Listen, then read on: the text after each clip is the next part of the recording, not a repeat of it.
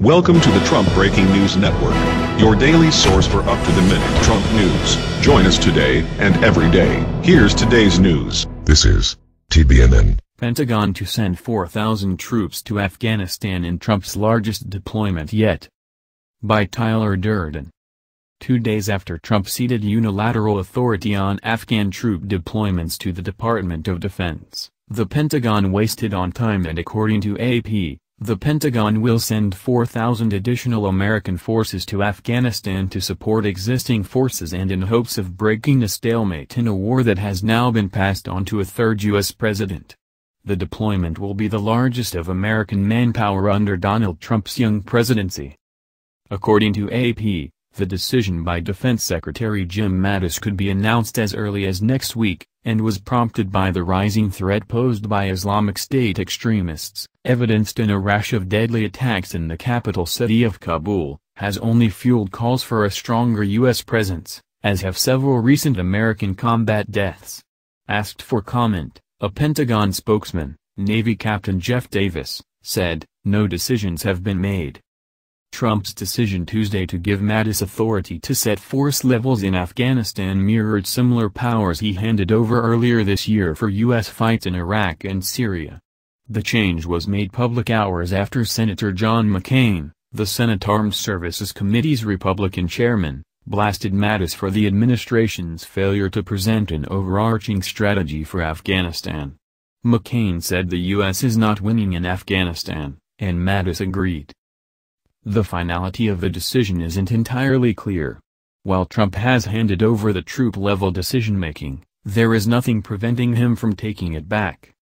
Mattis has repeatedly stressed that increasing the number of U.S. troops in Afghanistan would take place within a broader, long-term strategy for stabilizing Afghanistan. In congressional testimony this week, he said the strategy will take into account regional influences, such as Pakistan's role as a Taliban sanctuary. Regional powers Iran, India, and China, which all have political stakes in the fate of Afghanistan, also must be considered.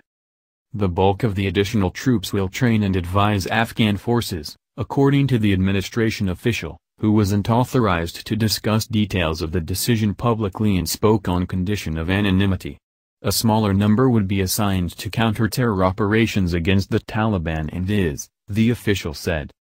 From the Afghan side, reactions were split. Daulat Waziri, spokesman for Afghanistan's defense ministry, was reluctant to comment on specifics Friday but said the Afghan government supports the U.S. decision to send more troops. "The United States knows we are in the fight against terrorism," he said. "We want to finish this war in Afghanistan with the help of the NATO alliance." However, another Afghan lawmaker, Nasrullah Sadiqzada, was skeptical about additional troops and cautioned that the troop surge should be coordinated with the Afghan government and should not be done unilaterally by the United States. "The security situation continues to deteriorate in Afghanistan and the foreign troops who are here are not making it better," he said.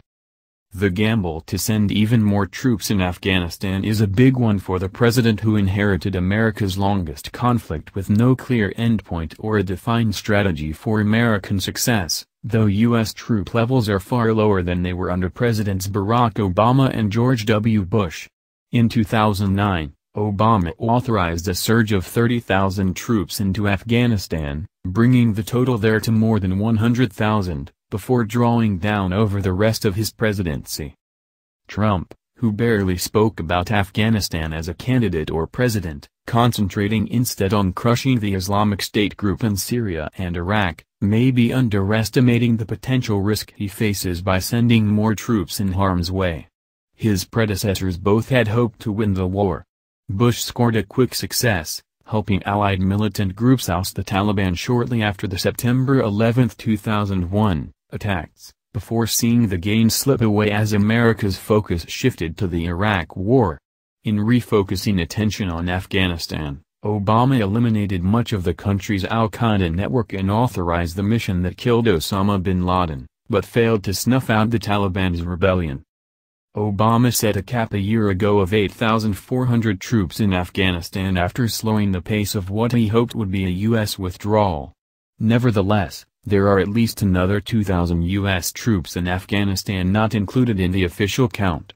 These include forces that are technically considered temporary even if they've been in the war zone for months. That said, Mattis' deployment of more troops will be far smaller than Obama's. While the new troops could raise fears of mission creep, Mattis told lawmakers this week he didn't envision returning to the force levels of 2010-11, when Obama thought he could pressure the Taliban into peace talks.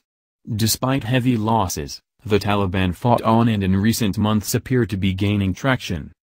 Meanwhile, this is the kind of news that awaits Trump. There have been almost 2,400 U.S. military deaths in Afghanistan since 2001.